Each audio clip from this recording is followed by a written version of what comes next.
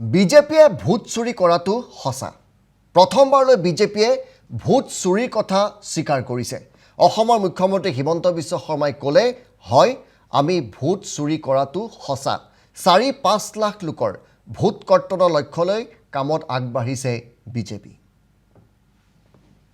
বিজেপিয়ে ভোট চুৰি কৰিছে।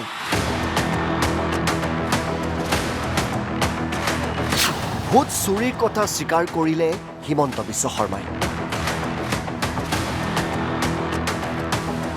বিৰোধীয়ে উত্থাপন কৰি অহা ভোট চুৰিৰ কথা মানি লৈছে অসমৰ মুখ্যমন্ত্ৰীগৰাকীয়ে।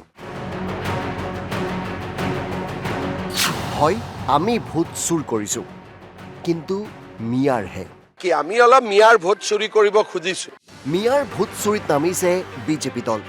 মুকলিকৈ এই কথা স্বীকাৰ কৰা দেশৰ ভিতৰতে প্ৰথমগৰাকী বিজেপি নেতাত পৰিণত হ'ল অসমৰ মুখ্যমন্ত্ৰীগৰাকী। কেৱল ভোট চুৰিয়েই নহয়, মিয়াই ভোট দিব নোৱাৰা ব্যৱস্থাও কৰিব চৰকাৰে। তেওঁলোকে যাতে অসমত ভোট দিব নোৱাৰে তাৰ আমি ব্যৱস্থা কৰিছো। ৪-৫ লাখ মিয়াৰ ভোট কৰ্তনৰ লক্ষ্য লৈছে অসম চৰকাৰে। এছআই আহিলে কৰ্তন হ'ব লাখ লাখ মিয়াৰ ভোট। কাৰণ দুলীয়াজান তিনিচুকীয়া পৰ্যন্ত পালেহি মিয়া। অসমত ভোট দিব নোৱাৰে মিয়াই। SIR যেতিয়া আহিব, অসমতো এতিয়া SIR অহাই নাই, তেতিয়া মিয়া ভোট ৪-৫ লাখ কাটিব লাগিব। মোৰ কাম হৈছে মিয়াক কষ্ট দিয়া। গতিকে এইটো কংগ্ৰেছে মোক যিমান গালি পাৰে পাৰক।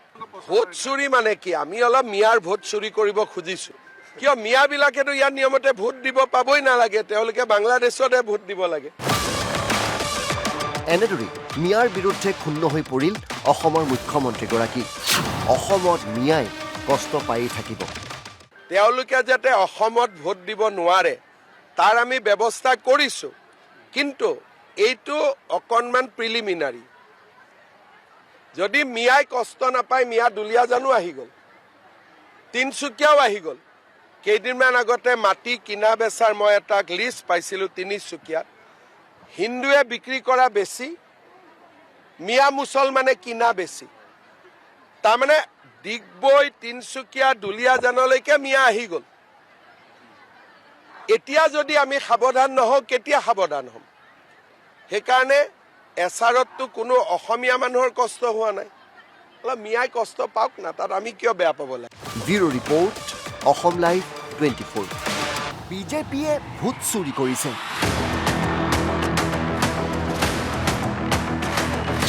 ভোট চুৰিৰ কথা স্বীকাৰ কৰিলে হিমন্ত বিশ্ব শৰ্মাই। বিৰোধীয়ে উত্থাপন কৰি অহা ভোট চুৰিৰ কথা মানি লৈছে অসমৰ মুখ্যমন্ত্ৰীগৰাকীয়ে।